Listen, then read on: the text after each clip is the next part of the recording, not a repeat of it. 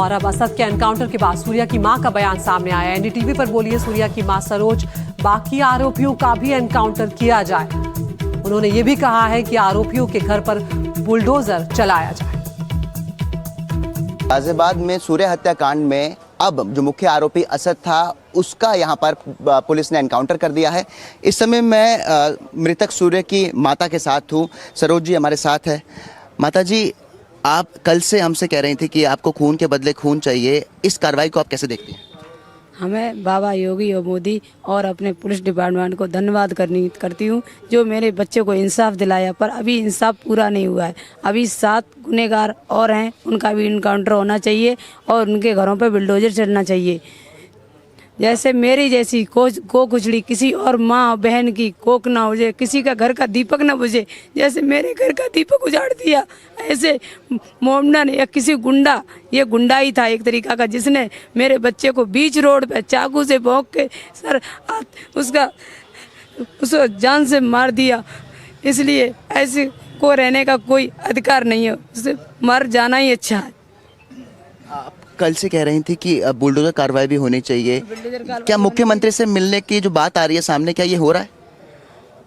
होगा, जरूर होगा और उनसे भी मेरी मुलाकात होगी। फिलहाल आप पुलिस से क्या कहना चाहती हैं? क्या कुछ आपकी और मांगे हैं जो अभी पूरी होना बहुत ज़रूरी है?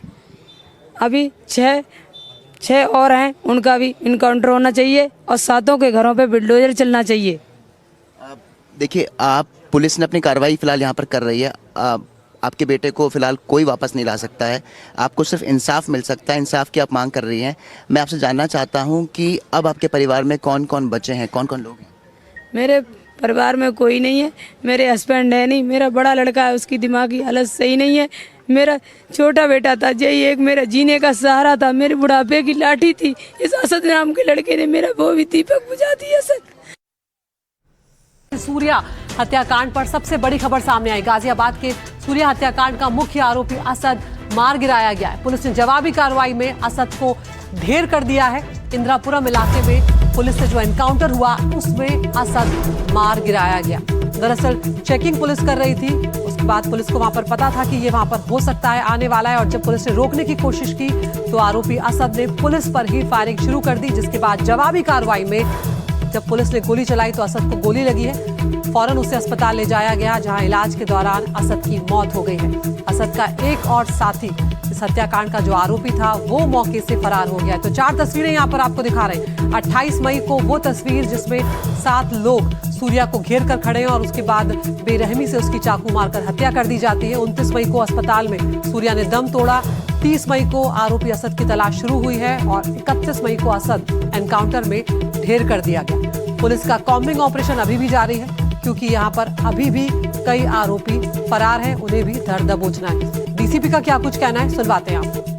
पुलिस टीम को यह सूचना प्राप्त हुई थी कि असद अपने कुछ साथियों से मिलने थाना खोड़ा क्षेत्र में आने वाला है और उनसे पैसे लेकर के वो भागने की फिराक में था। पुलिस टीम के द्वारा तत्काल कार्रवाई करते हुए इस पूरे क्षेत्र में कॉम्बिंग की जा रही थी। एसीपी इंदिरापुरम और थाना खोड़ा और थाना इंदिरापुरम की पूरी टीम इस क्षेत्र में मुस्तैद थी। बैरियर लगा के चेकिंग की जा रही थी। इसी दौरान असद अपने एक साथी के साथ बाइक से आता हुआ दिखाई देता है। पुलिस टीम के द्वारा उसे रोकने का प्रयास किया जाता है, चेतावनी दी जाती है, लेकिन वो पुलिस टीम पर फायरिंग करता है और जवाबी फायरिंग में पुलिस टीम के द्वारा भी आत्मरक्षा फायरिंग की जाती है, जिसमें असद को गोली लगती है। असद को इलाज के लिए तत्काल नज़दीकी हॉस्पिटल में भर्ती कराया जाता है। इसमें एक्सचेंज ऑफ फायर में हमारा एक कांस्टेबल भी घायल होता है, जिसको अस्पताल में भर्ती कराया गया है। मौके का फ़ायदा उठा करके जो असद का दूसरा साथी है वो भागने में कामयाब होता है। असद ने जिस पिस्टल से फायरिंग की थी उसको पुलिस द्वारा बरामद किया गया है और एक बाइक भी बरामद की गई है। और हमारे सहयोगी शुभांग सिंह ठाकुर हमारे साथ जुड़ गए हैं, जो इस वक्त सूर्या के परिवार के पास ही मौजूद हैं। शुभांग, यहाँ पर एक बड़ी राहत परिवार को इसलिए कह सकते हैं क्योंकि परिवार लगातार ये मांग कर रहा था कि जिस तरह से सूर्या को मारा गया उसी तरह से उसकी हत्या के जो आरोपी उसके हत्यारों को भी मारा जाए। क्या कुछ यहाँ पर परिवार कह रहा है और सरकार प्रशासन की तरफ से कौन कौन वहां पर पहुंचा है?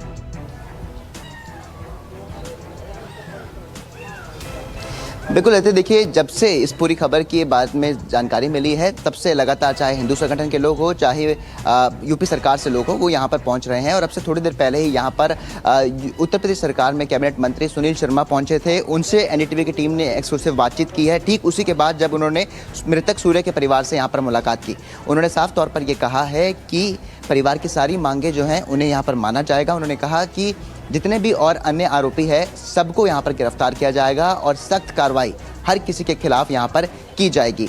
इस समय जो फरार आरोपी है पुलिस की टीम लगातार तफ्तीश कर रही है और जल्द ही उसे यहाँ पर गिरफ्तार भी कर लेगी। दूसरी मांग पर जो कि एक आर्थिक सहायता है, मुआवजे की मांग है, उस पर मंत्री जी ने ये कहा कि बिल्कुल हमारी कल भी बात हुई थी इस बात को लेकर के, क्योंकि जो परिवार है वो गरीब है और साथ ही साथ अब उनके पास सहायता करने के लिए भी कोई नहीं है। उनका जो बड़ा बेटा है वो मानसिक रूप से थोड़ा सा बीमार है, तो कहीं ना कहीं उनको आर्थिक सहायता भी अब यहाँ पर दिया जाएगा। जी लौटेंगे शुभांग आपके पास। तो यहाँ पर परिवार के लिए एक बहुत दुखद समय है, क्योंकि उनके घर में जो एक ठीक था जिससे कमाने की आगे उम्मीद की जा रही थी वही सूर्य अब यहाँ पर नहीं है।